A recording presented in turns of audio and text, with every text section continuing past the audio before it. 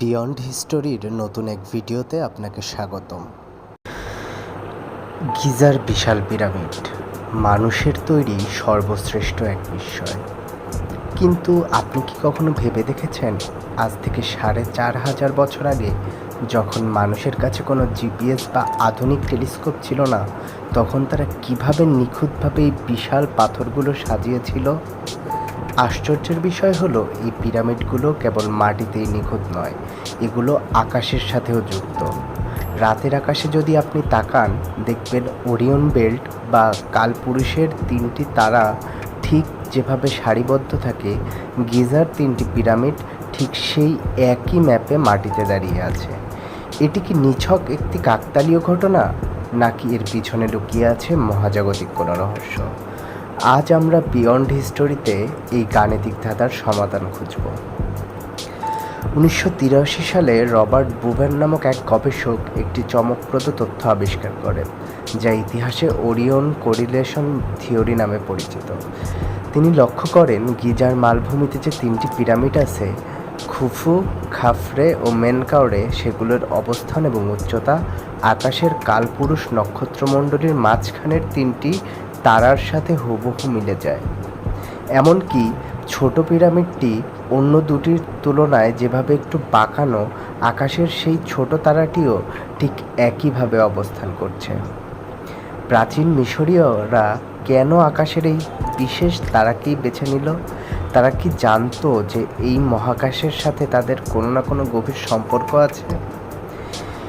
পিরামিডের ভেতরে রয়েছে অদ্ভুত কিছু এয়ারশ্যাফট বা সরু সুড়ঙ্গ। দীর্ঘকাল মনে করা হতো এগুলো কেবল বাতাস চলাচলের জন্য তৈরি, কিন্তু আধুনিক জ্যোতির্বিজ্ঞানীরা যখন এই সুড়ঙ্গগুলোর অ্যাঙ্গেল পরীক্ষা করলেন, তখন তাদের চোখ কপালে উঠল। দেখা গেছে এই সুড়ঙ্গগুলো সরাসরি আকাশের ওরিয়ন নক্ষত্রমণ্ডলী এবং সিরিয়াস তারার দিকে মুখ করে আছে। প্রাচীন মিশরীয় বিশ্বাস অনুযায়ী ওরিয়ন ছিল তাদের দেবতা ওসিরিস এর প্রতীক, আর সিরিয়াস ছিল দেবী আইসিস। তারা বিশ্বাস করত, ফারাওরা মারা যাওয়ার পর আত্মা এই সুড়ঙ্গ দিয়ে সরাসরি সেই তারামণ্ডলীর দিকে যাত্রা করে যেখানে দেবতারা বাস করে। অর্থাৎ পিরামিড কেবল একটি কবর নয়, এটি ছিল মহাকাশে যাওয়ার একটি লঞ্চিং প্যাড। পিরামিড রহস্য এখানেই শেষ নয়। এর অবস্থান ঠিক পৃথিবীর মহাকাশগুলোর মাঝখানে, অর্থাৎ সেন্টার অব দ্য ম্যাসে। আবার পিরামিডের স্থানাঙ্ক বা কোঅর্ডিনেশনের মান আলোর গতিবেগের সাথে আশ্চর্যজনকভাবে মিলে যায়। ৪,০০০ বছর আগে কোনো মানুষের পক্ষে কি আলোর গতিবেগ জানা বা মহাকাশ থেকে পৃথিবীর মানচিত্র দেখা সম্ভব ছিল?